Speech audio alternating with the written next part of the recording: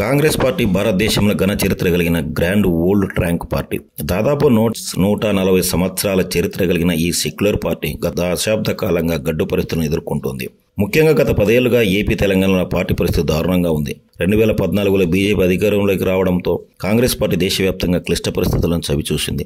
కానీ 2004-2014 వరకు వైఎస్ రాజశేఖర రెడ్డి పుణ్యమా అంటూ ఉమ్మడి ఏపీలో కాంగ్రెస్ పార్టీ ఒక వెలుగు వెలిగింది. హఠాత్తుగా 2009లో వైఎస్ మరణించడం, 2014లో ప్రత్యేక తెలంగాణ ఇవ్వాలని సోనియా గాంధీ తీసుకున్న నిర్ణయం వల్ల ఇరు తెలుగు రాష్ట్రాలలో ఆ పార్టీకి తీవ్ర నష్టాన్ని మిగిల్చింది. ముఖ్యంగా ఆంధ్రప్రదేశ్లో 2014 ఎన్నికల్లో కాంగ్రెస్ పార్టీ తుడిచిపెట్టుకుపోయింది.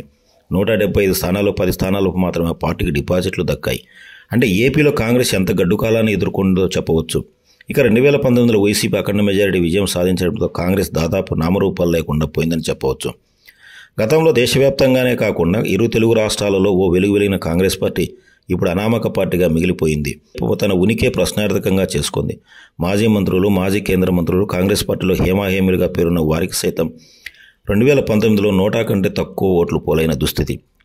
అంటే అప్పట్లో కాంగ్రెస్ పేరు ఎత్తడానికి కూడా ఆంధ్రప్రదేశ్ ప్రజలు ఇష్టపడలేదని అర్థమవుతుంది. మాజీ కేంద్ర మంత్రి పల్లం రాజు, మరో కేంద్ర మంత్రి చింతామోహన్, కాంగ్రెస్ నేత సాకే శైలజ ఇలా పేరు పొందిన నేతలు సైతం రాష్ట్ర విభజన ఆగ్రహ జ్వాలకు బలి కావాల్సి వచ్చింది.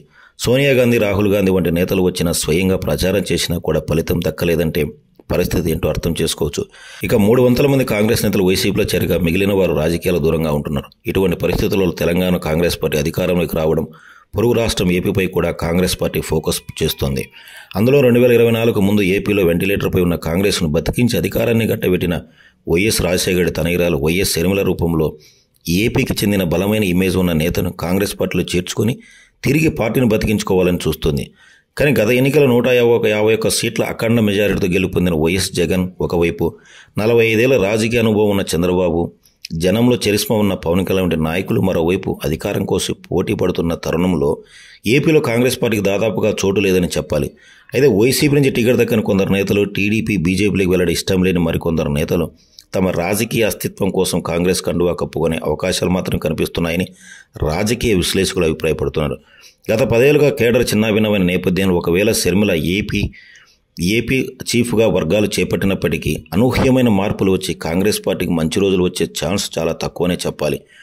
ఏపీలో గ్రేస్, సాలిడ్ కేడర్ బేస్ లేని కాంగ్రెస్ బాసులా మారడం చాలా కష్టం.